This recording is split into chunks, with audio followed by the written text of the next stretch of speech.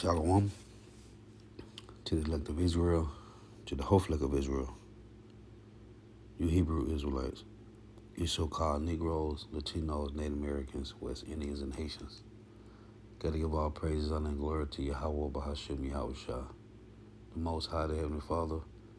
His Hebrew name is Yahweh, not Yahweh, not Jehovah, not God, not Elohim, not Most High, not Lord, not Yah, not Jah, not Ahaya, not Allah, not Abba, not Yahuwah, not Hashem, not Yahweh, Yahweh, it's Yahweh. And his only begotten son name in the Hebrew is Yahushua, not Yahshua, not Yeshua, not Jesus Christos, not Jesus Christ, not Serapis Christos, not Yeshaya, not Yehoshua, not Yahusha, not Yeshua, not Jesus Christos, it's Yahushua. So we got to give all praises, honor, and glory to Yahweh, Bahashem, Yahushua, Bahashem, Brekah, Kodash. Double honors to the apostles, elder, bishop, and elders, a great millstone, who rule well, who teach well, who are the apostles and elders of all of Israel, whether accepted or not. And a sincere salutation to all that can believe in this truth and pushing this truth throughout the four winds of the earth, the entire world, shedding light to the whole elect. Shalom to the upworth who are listening, learning. You few sisters who are listening, learning. I'm Isaiah from Jim Masaleno, Camp Prophet of Doom, coming into another lesson, truth, facts, faith, and edification. Another day of edification, Lord, will us be edifying. And this is copyright disclaimer under Section 107 of the Copyright Act 1976. Allowance is made for fair use for purposes such as criticism, comment, news, reporting, teaching, scholarship, and research. Fair use is use permitted by copyright statute that might otherwise be infringing, non-profit, educational, or personal use tip. The balance in favor of fair use. This is for educational purposes only. This is not for monetary gain. I do not own a copyright to these videos. This is for educational purposes only. Lord willing, this be edifying. I'm going to title this lesson, As we watch history repeat itself, the only option is the mark of the beast, which is the RFID micro C-HIP. As we watch history repeat itself, the only option is the RFID micro C-HIP, which is the mark of the beast. And these people have no clue of what's going on, but we do according to the Bible. Because this is all designed by the Heavenly Father, Yahweh, through his only begotten son, Yahushua. Again, as we watch history repeat itself, the only option is the RFID micro C-HIP, which is the mark of the beast. The Lord, the Heavenly Father, Yahweh, through his only begotten son, Yahushua, is forcing this course.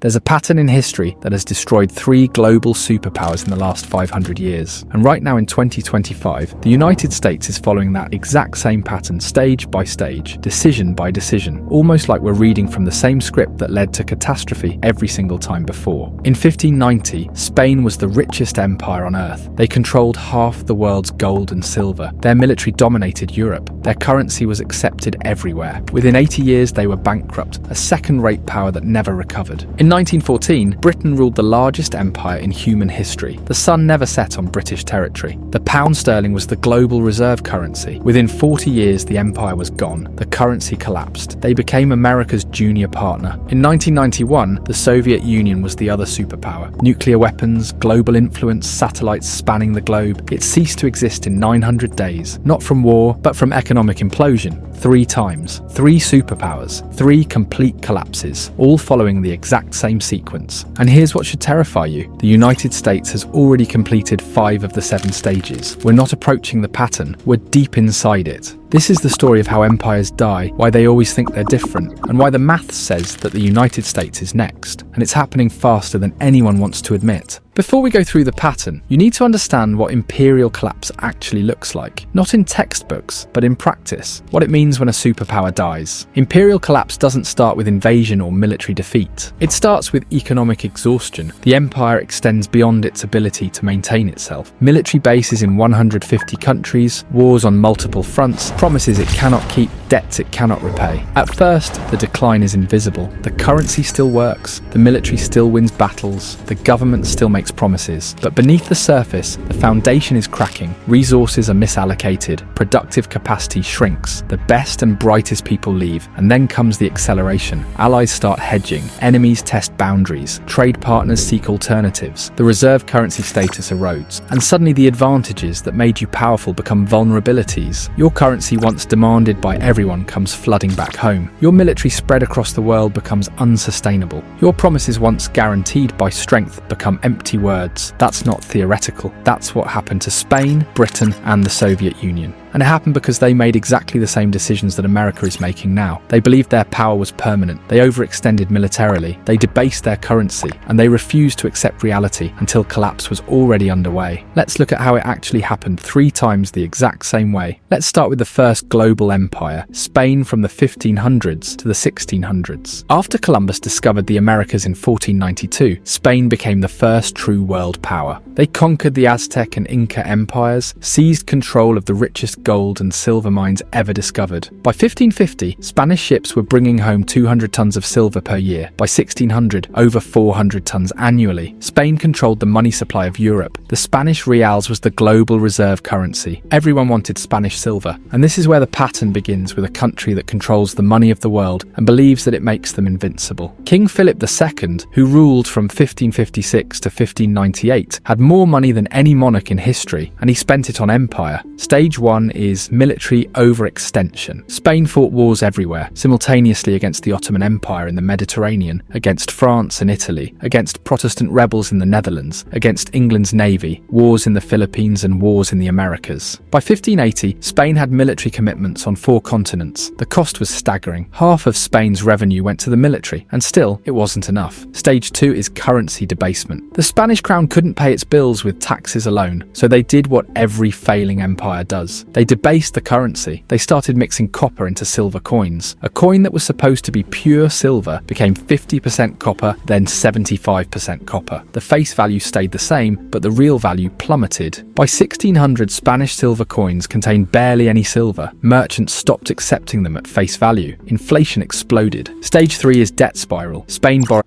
See, this is the same design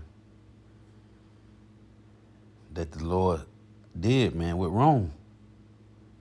They added copper to their money.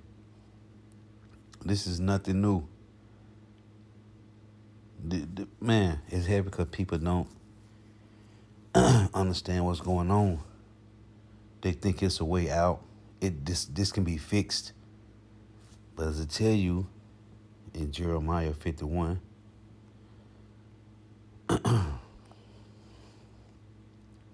this problem cannot be fixed, man.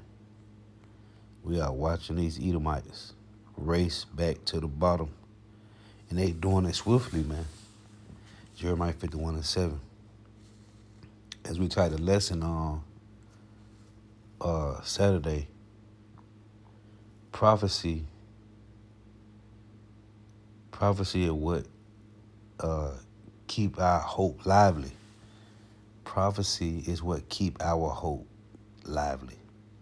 Because we're watching these things happen. Jeremiah 51:7. Babylon had been the golden cup in Yahweh's hand that made all the earth drunken. The nations have drunken of her wine, therefore the nations are mad. Babylon is suddenly fallen and destroyed. Howl for her. Take balm for her pain, if so be she may be healed. We would have healed Babylon, but she is not healed. Forsake her, and let us go everyone to his own country, for her judgment reacheth unto heaven, and is lifted up even to the skies. This is all designed by Yahweh Ba'ashem Yahushua. Borrowed constantly from Italian bankers, from German bankers, from anyone who would lend. By 1557... And see, he mentioned the debt spiral. Well, Habakkuk. This is Habakkuk 2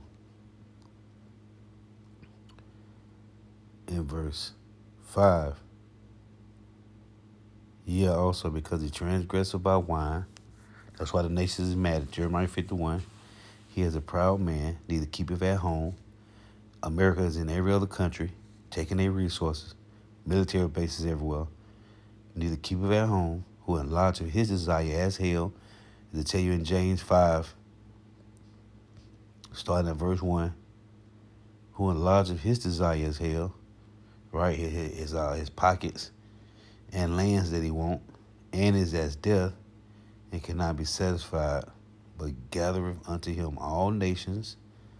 And if you look at the UN, all nations is joined to America through the UN, and heapeth unto him all people. Shall not all these take up a parable against him, and a taunting proverb against him, and say, a taunting proverb is a slander, man, it's mockery. Woe to him that increaseth that which is not his, and to him that laden himself with thick clay, which is his debt, man. So like this guy going into the debt spiral. Number 3. Less than 20 years into Philip's reign, Spain declared bankruptcy. They defaulted on their debts, restructured, and kept borrowing. They declared bankruptcy again in 1560, again in 1575, again in 1596. 4 bankruptcies in 40 years. Each time they promised reforms. Each time they went right back to borrowing and spending. Stage 4 is loss of productive capacity. Here's what people don't understand about Spain's collapse. They had all the gold and silver in the world, and it destroyed them, because when you have unlimited money, you stop producing. Why grow food when you can import it? Why build ships when you can buy them? Why innovate when you can just spend? Spanish nobility considered every work beneath them. As a result, manufacturing declined and agriculture stagnated.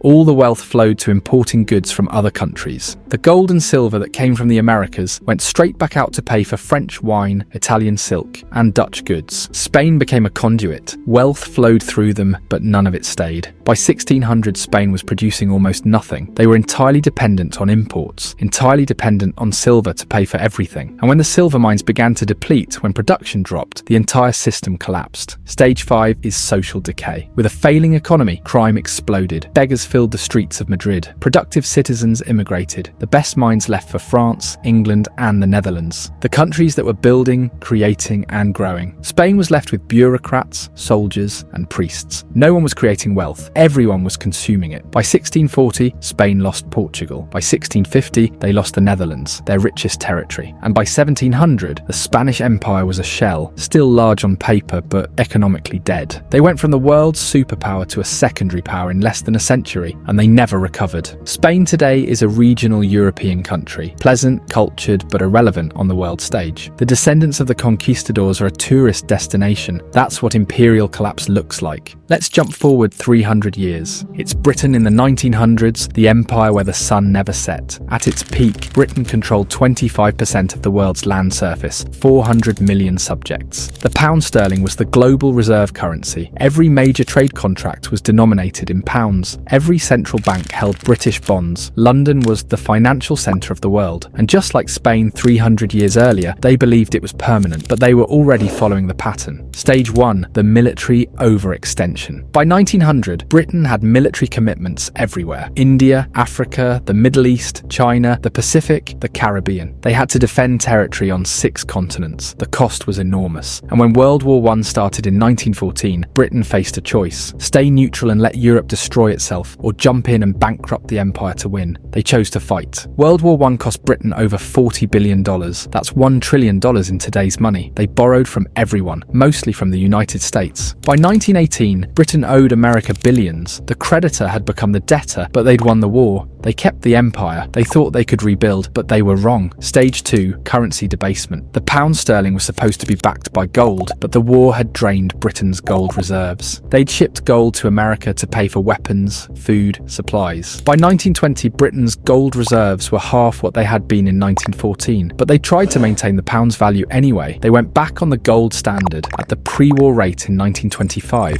The problem was that the pound was overvalued. British exports became too expensive. Manufacturing declined, unemployment rose, and the government had to keep interest rates high to defend the currency. This destroyed the domestic economy. By 1931, they couldn't hold it anymore. Britain abandoned the gold standard. The pound lost 25% of its value overnight. Stage 3, the debt spiral. Britain never recovered from World War I debt, and then World War II started. Another $120 billion in costs, more borrowing from America. By 1945, Britain owed...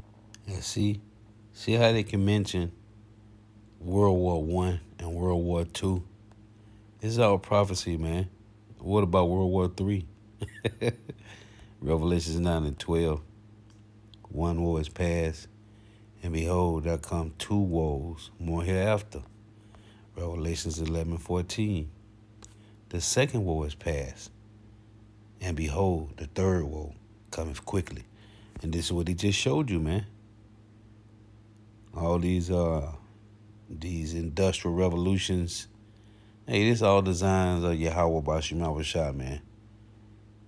Again, as we watch history repeat itself, Esau, Edom's race back to the bottom. Their only option is the mark of the beast, man, which is the RFID micro C hip. That's the only option. That's the only thing left on the table before the so-called white man sit in the ground.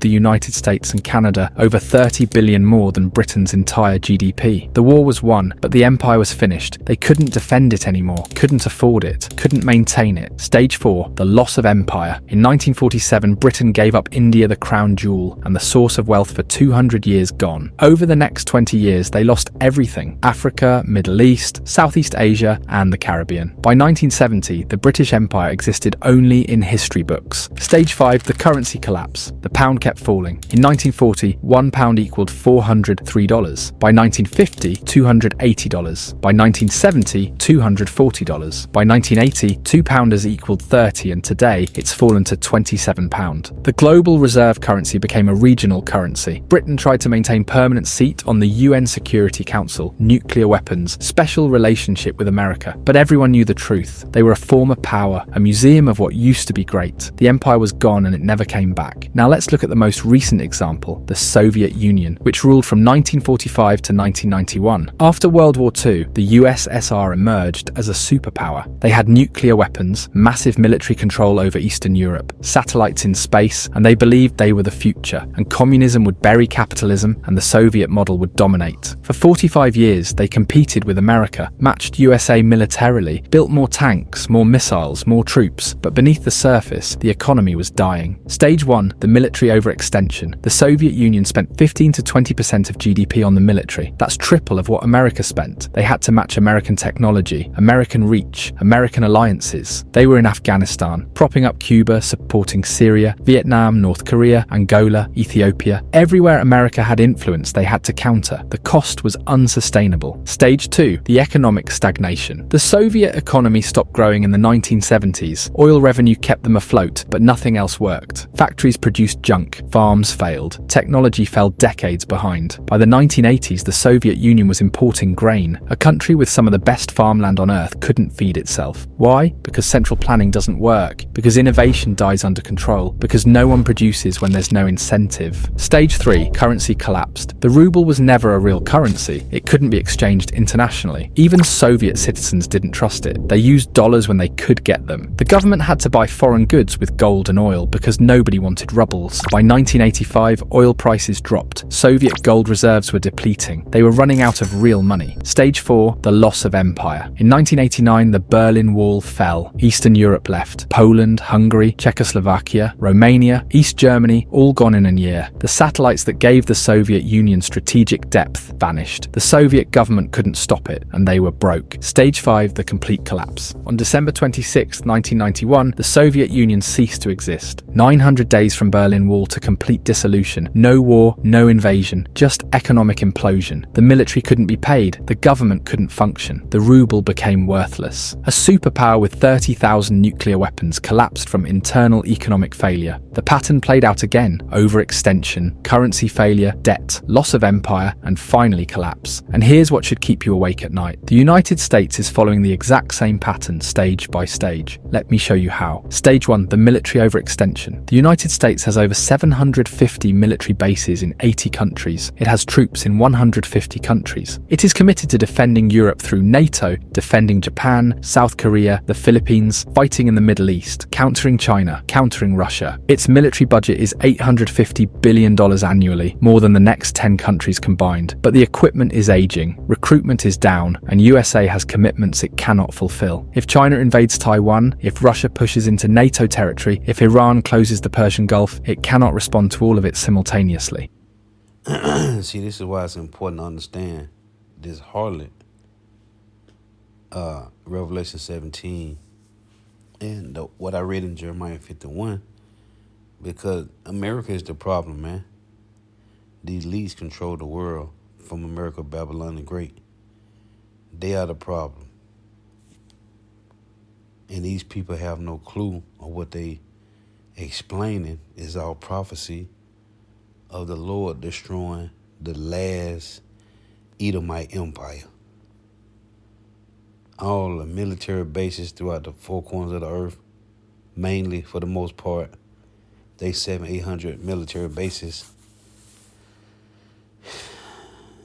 They debt that Obadiah 1 and 7, right? All the men of thy confederacy have brought thee to the border. The men that were at peace with thee have deceived thee. They that eat thy bread have laid a wound under thee.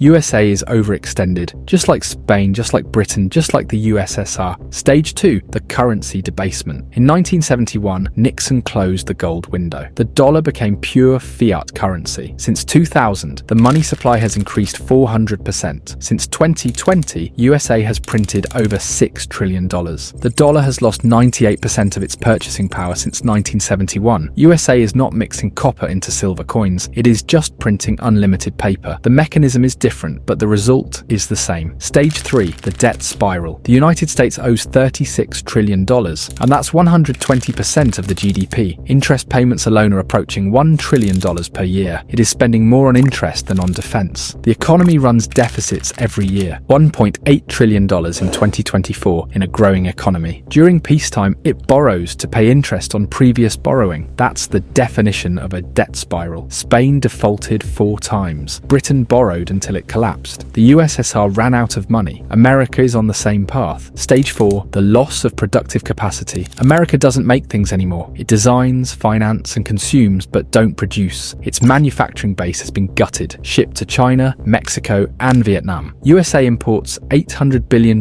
more than it exports annually. It is dependent on foreign supply chains for everything: medicine, electronics, steel, even military components. Just like Spain became dependent on imports while the silver flowed out, USA is dependent on imports while dollars flow out. Stage 5, social decay. Trust in institutions is at all-time lows. Crime is rising. Homelessness is exploding. And this is heavy because you never hear these people say, this was a plan of God the whole time. You never hear them say that. Going back to 1 Corinthians 4, the Lord said he set up the apostles last. So, and through our spiritual fathers and our spiritual uncles, we understand that everything had to play out. And then the Lord raised up the prophets to explain to the world why the way the world is heading where it's heading at.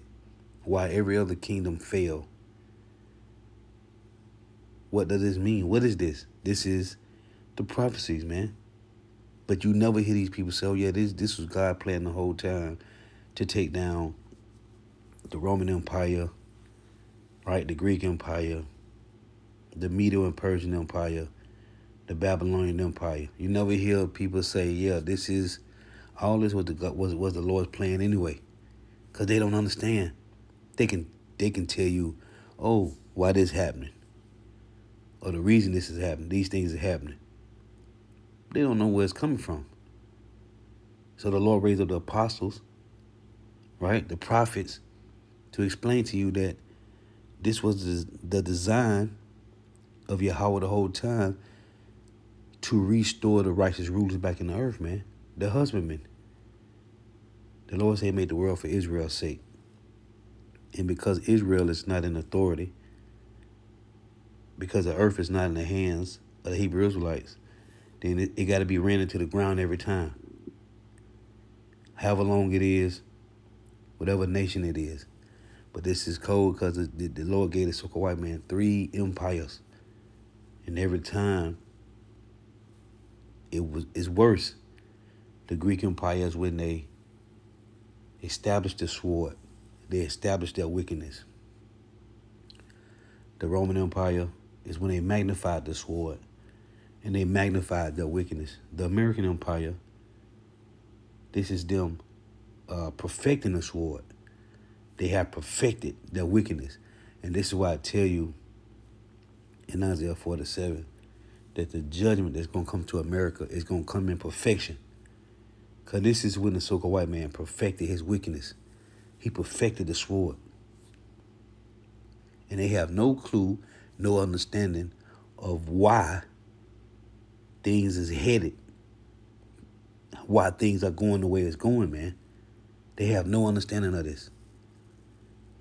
It's the downfall of the so-called white man. His time is up. This devil, let me get this. This devil had destroyed the earth in every aspect of life, man. Because he's pro-death and anti-life. Isaiah, let me get this one first. I was thinking about this. Isaiah 26:10. Let favor be showed to the wicked, yet will he not learn righteousness. In the land of uprightness will he deal unjustly, and will not behold the majesty of the Lord. So he's in the land of uprightness, and they still dealing unjustly. So this is the Lord gave him the best land, man, and he's still messing it up. Isaiah 32. This is Isaiah 32:5. The vile person shall no more be called liberal, nor the churl shall be bountiful. For the vile person will speak villainy, and his heart will work iniquity, to practice hypocrisy, and to utter error against the Lord, to make empty the souls of the hungry, and he will cause the drink of the thirsty to fail. So here it say, he practiced hypocrisy and to utter error against the Lord. The so-called white man's goal is to show the world that everything that the Lord designed, which was perfect, it's a flaw in it. So what the Lord is showing the world, everything about the so-called white man is flawed. And the so-called white man trying to show the world that the Lord is flawed, right? You got Yuval Noah Harari talking they can create God and they don't need God, and Klaus Schwab and the original Hot Boy BG getting rid of the cows and creating all this lab-grown food and meats. And that's uttering error against the Lord, man. To say that cows fart too much. That's just one of the lamest things they say. They utter error against Yahweh. So what Yahweh Ba'ashem Yahushua is doing is showing the error of the so-called white man in the earth, the world's Lord. This is what the Lord is doing, man. These devils, man. They utter error against Yahweh. So what the Lord say he gonna do in Jeremiah 49:10, he gonna make Esau bare, man. And he uncovering their secret places. Overdoses kills 100,000 Americans annually. The best and brightest are leaving or checking out. Fertility rates are collapsing. Political dysfunction is total. We Americans can't agree on anything, can't fix anything, can't build anything. The signs of decay are everywhere, but everyone pretends it's fine. It's not fine. We're on stage 5 of 7. The Soviet Union made it to stage 5 before complete collapse. So did Britain. Spain lasted longer, but the pattern is the same. We're not at the end yet, but we're deep into the sequence. Stage 6 is loss of reserve currency status. That's when allies start diversifying, when trade moves to other currencies, when the dollar comes flooding back home because no one needs to hold it anymore, and we're seeing early signs. BRICS nations are developing alternatives. Central banks are buying gold. China and Russia are trading in yuan and rubles. Saudi Arabia is accepting yuan for oil. The cracks are forming. Stage 7 is total collapse, not gradual decline, sudden implosion. The Soviet Union went from superpower to non-existent in 900 days. Britain lost the empire in 20 years. Spain took longer, but the result was the same. When the reserve currency fails, when the debt becomes impossible, when the military can't be funded, it doesn't decline gracefully. It collapses quickly, brutally. And everyone who thought it couldn't happen here learns the same lesson every empire learns. It can, and it does. 3 empires followed this pattern: Spain, Britain, the USSR. Each believed they were exceptional. Each believed they were different. Each believed the rules didn't apply to them, or they were wrong every single time. The pattern doesn't care about exceptionalism. The pattern is mathematical. You cannot spend beyond your means forever. You cannot maintain empire without productive capacity. You cannot debase your currency without consequences. You cannot avoid stage 6 and 7 once you've completed 1 through 5. The sequence is locked in. The only question is timing. Maybe America has 10 years, maybe 5, or maybe less. But the pattern says that the collapse is coming. And when it comes, it won't be slow. It'll be sudden. Do subscribe to the channel if this opened your eyes. See you in another video. Take care. And that's exactly what's going to happen to America, Babylon the Great. It's finna be destroyed. So I got this last one here. All right, turning now to the economy, some major developments whenever it comes to the status of the U.S. dollar. We did see a very noteworthy clip here from Peter Schiff, who has been very prescient on major collapses. He was on Fox Business, dropping some truth bombs. Here's what he had to say. And the world is now pulling the rug out from under the U.S. The dollar is going to collapse. The dollar is going to be replaced by gold. Central banks are buying gold to back up their currencies. True. They're getting rid of dollars. They're getting rid of treasuries. We are headed for an economic crisis, again, that will make the 2008 financial crisis look like a Sunday school picnic. The biggest difference between the crisis that we're about to have and the one we had back then is this one is all in America.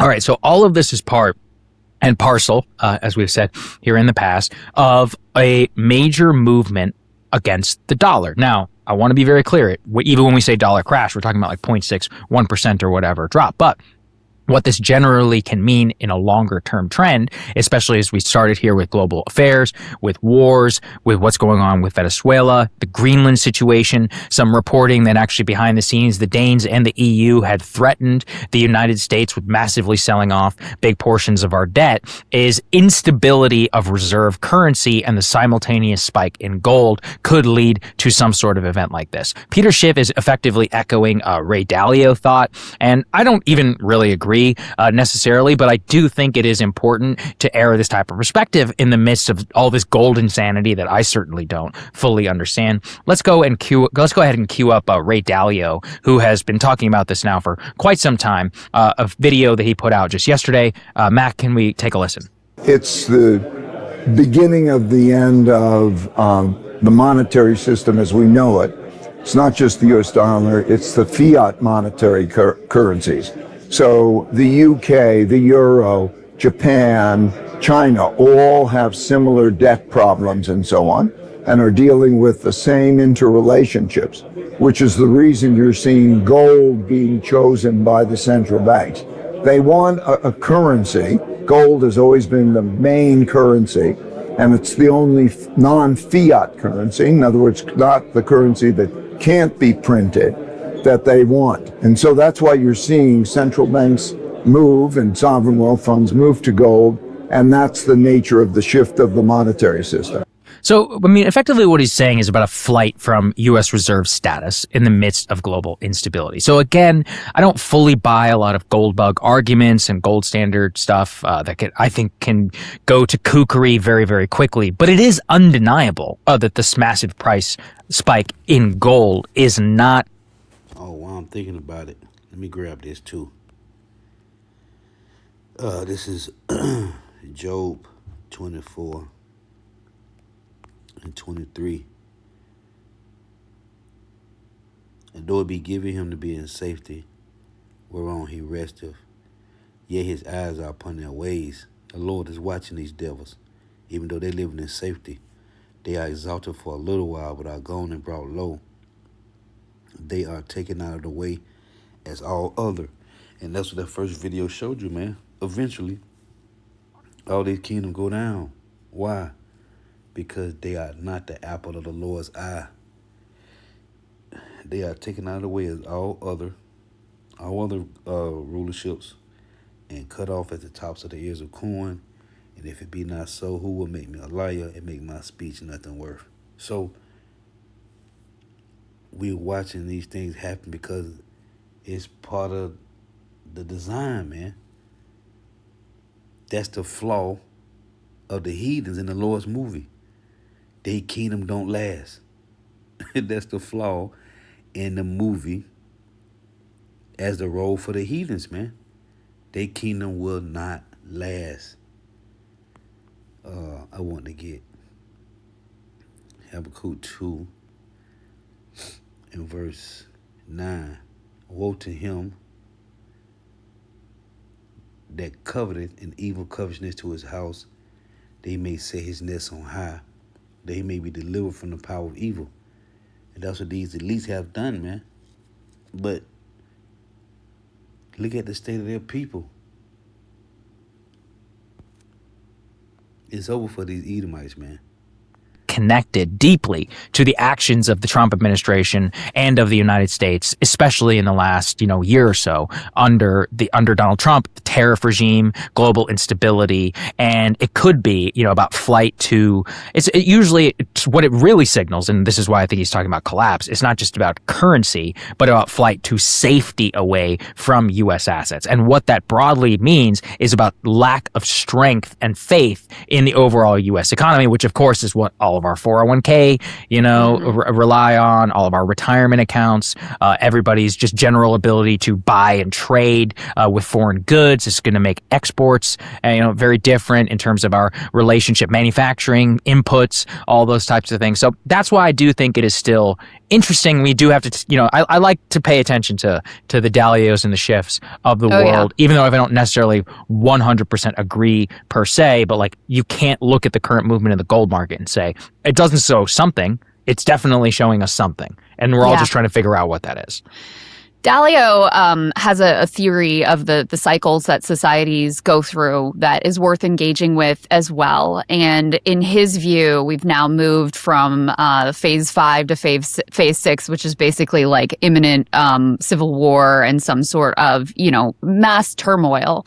And, I think there are signs that we could be heading towards that. We'll talk more in the block about Minneapolis and what's going on there, the sort of face-saving moves that Trump is engaging in now to sort of step back from the brink. I think that's all very good. I'm glad to see it because the temperature has been so incredibly high that, I've been quite worried about it spiraling out of control. Doesn't mean it's not going to spiral out of control, but at least maybe there's a step back from the brink right at this moment. My understanding of...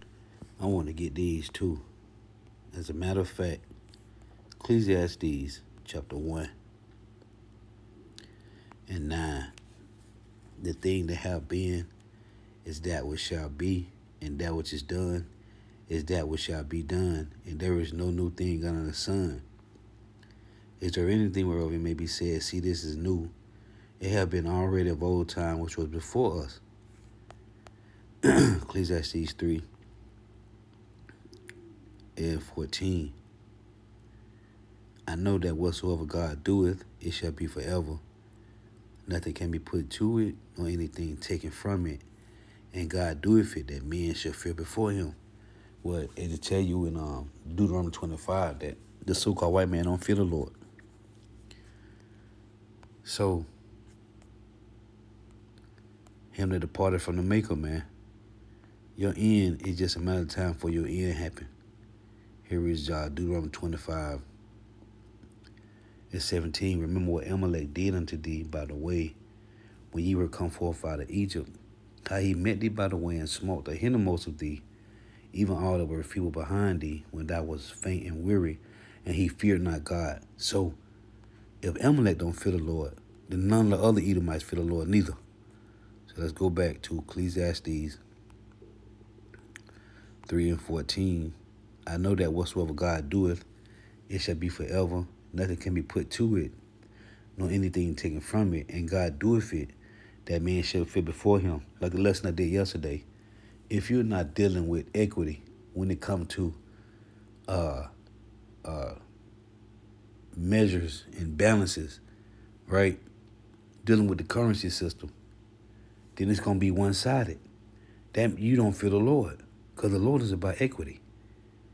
So if you're not dealing with equity, and as the law say, you could charge usury to heathens, but you don't supposed to charge usury to your brethren. So this devil, Esau, Edom, the self-proclaimed so-called white man, he charged his own people interest, usury. That which have been is now, and that which is to be have already been, and God required that which is past. So these devils, like I read Isaiah 26:10, let favor be showed to the wicked, yet will he not learn righteousness. In the land of uprightness will he deal unjustly. What do you think is supposed to happen to a nation the Lord hath given his land to, and they are dealing unjustly in the Holy Land? So what's supposed to happen to a nation of people like this, man? You don't want to get this one. Ecclesiastes 10:5. There is an evil which I have seen under the sun, as an error which proceeded from the ruler. Listen, again, Ecclesiastes 10:5. There is an evil which I have seen under the sun, as an error which proceeded from the ruler. It's an evil. It is a evil which I have seen under the sun, as an error which proceeded from the ruler. What's the evil? Micah. The evil is the self-proclaimed so-called white man. Micah 2:3. Therefore thus saith Yahweh, behold, against this family, do I devise an evil, from which you should not remove your necks, neither shall ye go haughtily, for this time is evil. See? Proverbs. It's them, man. Proverbs 16:4. Yahweh hath made all things for himself. Yeah, even the wicked for the day of evil. See? Here's another one. I was just reading this in Habakkuk 2.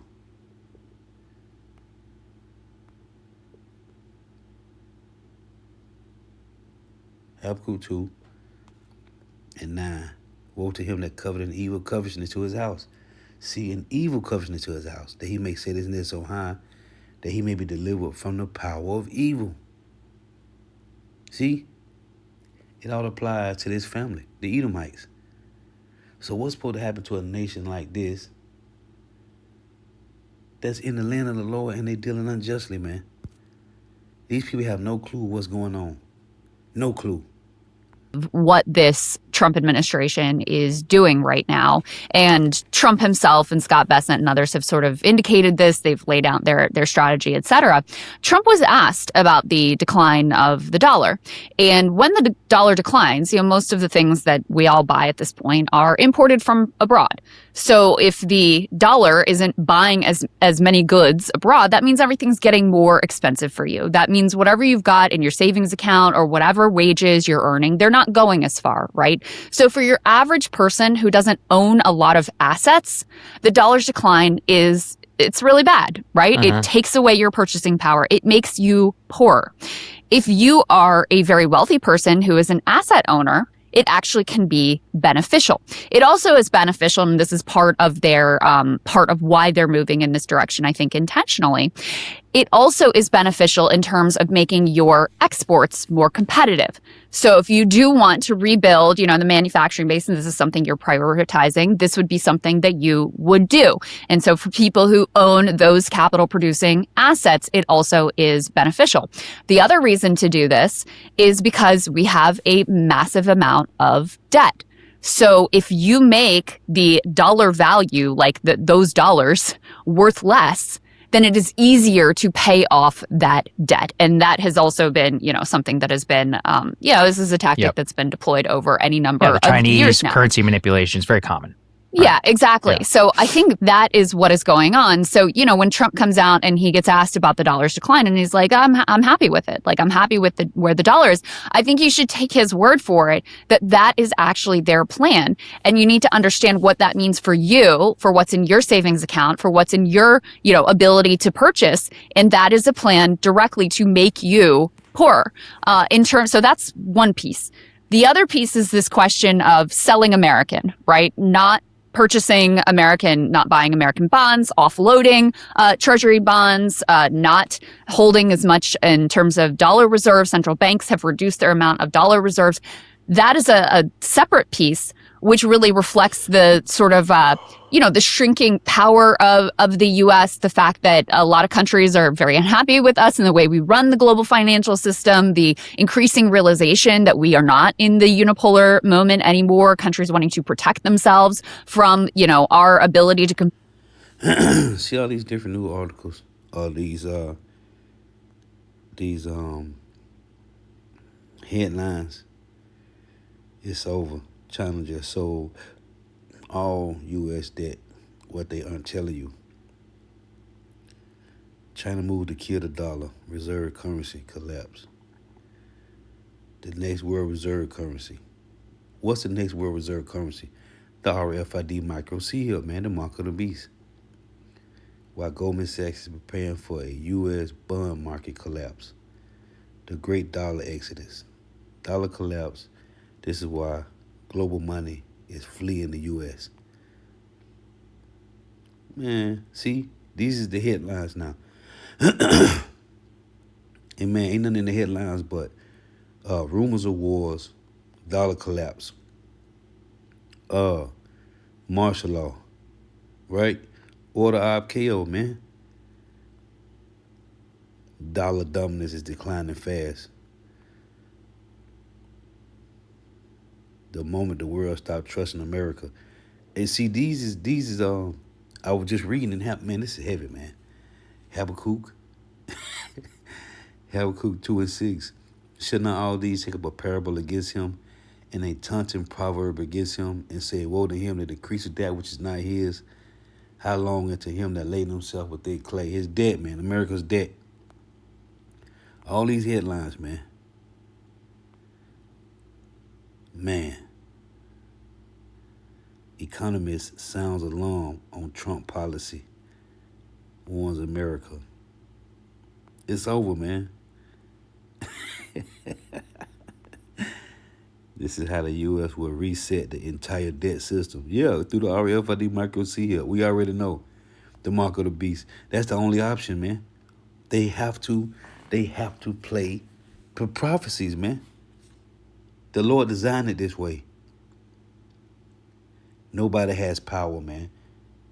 This is Yahweh Ba'ashem Yahushua, man. This is beautiful. Completely manipulate their financial system. And the part of Peter Schiff's analysis there that I'm skeptical of is I don't know that it happens in this big collapse all at once, but you can see this sort of slow and steady erosion moving in a direction away from the U.S. being the central player the one and only central player in the global financial system. Yeah, right. And by the way, as we speak, gold is currently at $5,500 per ounce. It's insane. I mean, not only not sitting like this, but everyone's calling it safe haven. And yeah, you're right. I mean, this is again why I also look, the gold bugs, many of them are also invested, and that's why I'm always a little bit skeptical sometimes of their analysis, but they have good critiques of the global financial system. And I think one of the things that you're pointing to is if we look at the way that empires kind of fade away, is that this is kind of sometimes can be canary in the coal mine. Usually what happens is a great war. Unfortunately, what we just talked about was a war with Iran, so who knows? It could be certainly something. So you see instability, then you have an outbreak of a great war, and immediately afterwards, usually what happens is you don't immediately acknowledge. You're like, oh, well, we're no longer an empire. But you slowly, within the next decade, find yourself no longer, let's say, the pound sterling, no longer as powerful as it once was, and you watch your empire kind of fade from 1919 all the way up until the 1960s. That's usually what the story can look like. Let's say the Roman Empire, or any of these others, if you study this. But internally also, a key part of strength is not just how you trade abroad, but what happens to you at home? So yesterday we talked, 2 days ago, we talked about the long-term unemployment rate.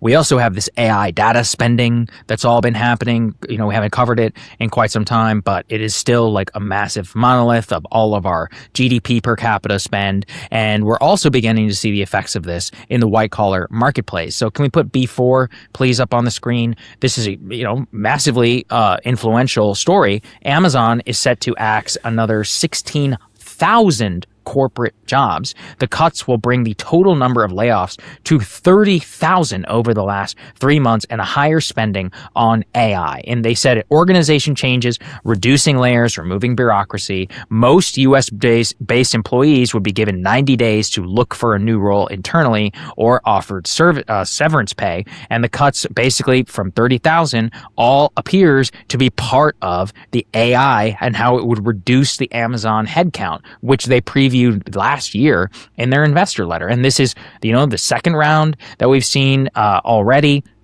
If you total it up back to 2023, it's like tens of thousands actually that have been laid off from Amazon. So I think it's really, really important for people to pay attention, in these white collar tech more focused workplaces, because that can be a precursor to what's happening to you. And so if we have high unemployment, then we're going to be thinking also about our own domestic federal interest rate policy and how that interacts with the globe. This is where chaos. I'm not saying it's the Great Depression, but you can see why the Great Depression was so massively influential, where we had to balance not only what was happening here, but with the global system itself, and how that unleashed, an insane war into a Second World War. Yeah, and from the sound of it, P is very unhappy about all of these developments, she's very upset. Which I understand. So if you can hear that, completely. Sorry, that's baby life. That is baby life. They don't care about the microphone. In fact, she likes the microphone. She likes to come and to play with it whenever down. That's adorable. So, there we go. All right. Let's go ahead and put B3 up, because I actually think this relates to the Trump account block that we're about to do here. So I really had to sit with this one for a while to figure out whether this was any meaningful in any way. But basically, people have been sharing this chart, and this isn't like, a new invention that people use, but people track the stock market, not only valued in US dollars, but also, compared to the value of gold. And so this person says, if you measure the stock market in gold instead of in dollars, the US stock market has basically collapsed. Now, this makes logical sense when you consider how much gold has gone up in price. It has vastly exceeded the, returns, the increase in returns on the stock market. So that's the relationship that is being tracked here.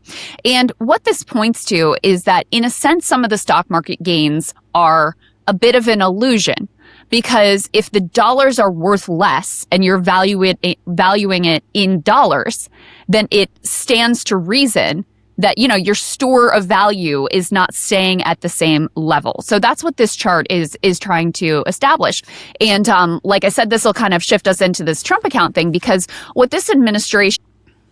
So anyway, this is Isaiah 24:10.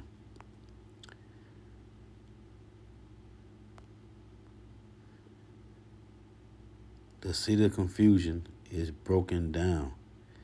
Every house is shut up that no man may come in. There is a crying for wine in the streets. All joy is darkened. The mirth of the land is gone.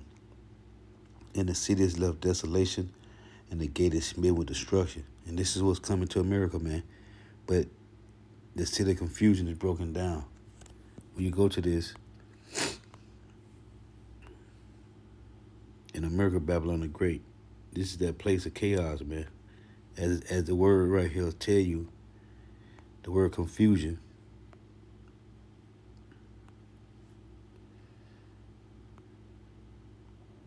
H84:14. It's a wasteland, wilderness, that which is empty, unreal, of idols, place of chaos.